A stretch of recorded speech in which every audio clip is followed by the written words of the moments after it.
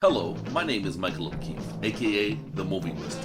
If you enjoy this interview and want to hear more top-notch film industry conversations, please press the thumbs up, subscribe to this channel, and hit the bell to stay in the know. Hello, Agustina Okay, San Martin. I'm curious to know what you wanted to accomplish with your film To Kill the Beast. that's a good question. What I wanted to accomplish with that movie mostly was to have a little bit of a past, a little bit of a trance, of as if I'm gonna say something very poetic, but as if it was a river carrying you through a story, and you could just follow this dream-like situation this main character is living. Yeah. All right, and how did you create the ambiance that we see in the movie, the sort of trippy stuff? Yeah. Well, there was a lot of work involved with that. First of all, in the photography, I did a lot of work prior to that, finding all the images that I wanted to create. Talking with the VFX person, with the DOP, making drawings, putting everything on paper, talking long conversations with everyone that was involved in the aesthetics to have all this very specific look to it and feel to it, from the textures and the image, this wetness, the sweat, the watercolor palette that makes everything feel like there was like a mask in the air. And from the sound, we really, with me and the sound designer, really enjoyed creating a lot of deep ambiences where there are a lot of elements that seem like they're like undulating into some kind of musicality, but at the same time it's just like crickets and wind. So we did a lot of research with all of those things. Yeah. And how important was the sound design stage of production for the movie? Very important. Very important, but at the same time, because I've already worked with the sound designer, she's a Colombian sound designer. We already knew what we both liked and what we both disliked. So actually the conversation was way more informed, because we already had like the codes of talking. So it was smoother in that sense. Cool. And tell me about your cast and what they brought to the table. Yeah. Well, Ana Brun is the aunt.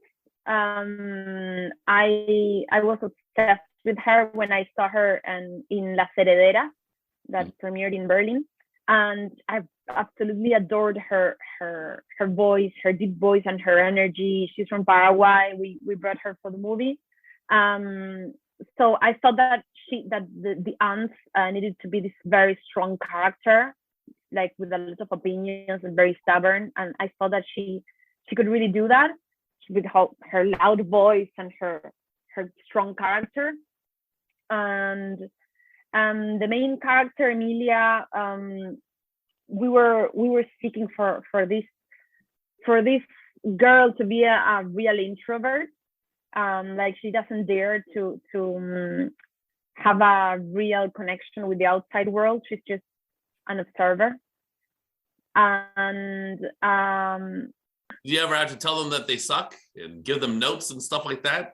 Were they good? Yeah, but always with kindness, because I don't want them to get frustrated. But I guess it's just all the time just trying to find what works and how we can, find each other in a point. Okay, cool. Do you find production to be annoying under the Bolsonaro government ever? Isn't it harder to get funding? Bolsonaro? Yes. It's hard to get funding. What is hard is that if you want funding, not only it's hard to get it, but you have to wait many, many years. And we were definitely at least lost 5 years in the middle, just between asking the money, waiting for it, thinking how to do that.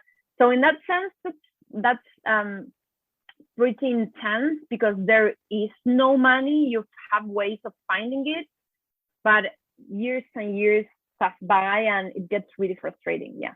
Tell me about your short films that played at the Berlinale and the Cannes Film Festival. Yeah. The one in Berlinale is a queer story about two 15-year-old girls, quinceañeras, and Monster God, that was the one that was in Cannes. It's a short film, and it's sort of an abstract question about God and what is God. Also has like a gothic vibe. So I guess that they both merged for this film particularly.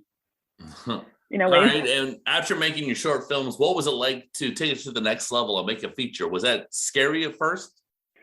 I was never scared. I was always super sure about everything, but when I was in the editing room, I was scared as hell. It was because it was you cannot escape. Right. Like whatever you messed up, you already messed up, and whatever you're trying to cover, like there's no we fix it in post, because that is post. So it's what I felt was like sort of having to see yourself in the mirror every day, and just like trying to be like, okay, this is the movie, and I guess actually it was just me terrified about the idea of doing a feature, but that fear just arrived in the editing room and never before. Huh. Do you feel accomplished and relieved now? No, never. I will never feel accomplished and relieved. Okay, fair enough. Not even being at TIFF? What does it mean to you to have the movie play at TIFF? It's outstanding, but I don't think I still understand it. I think that a couple of months need to pass by for me to understand it, or maybe I'm just, or maybe it's just me. You know what? I've been doing this project for 9 years. I wrote it 9 years ago, and we are about to premiere it now, like tomorrow.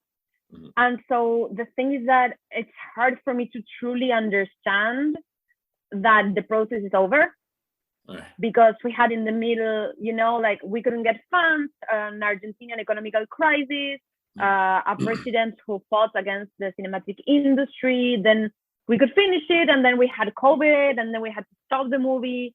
And so in that sense, I think I still do not believe that it finished. And I will believe that anytime soon, but not yet. It doesn't seem real yet, I guess. Yeah. Okay. Definitely. So let's say you could have your pick of any Hollywood actor to come down and make a movie with you in Brazil. Who would it be? Damn, that's a question. I love so many of them. Mm-hmm. It has to be in Brazil. It's got to be one person. You get one. You only get one. Okay. Nicole Kidman. Oh, that's cool. Well, she worked with a South Korean director once. Why not go to Brazil? Yeah, well, if you pay for it, I'll go. Okay, fair enough. All right, well, I want to thank you for your time. It was a lot of fun talking to you and watching your movie To Kill the Beast. My final question is, what do you ideally want viewers to feel after watching the movie?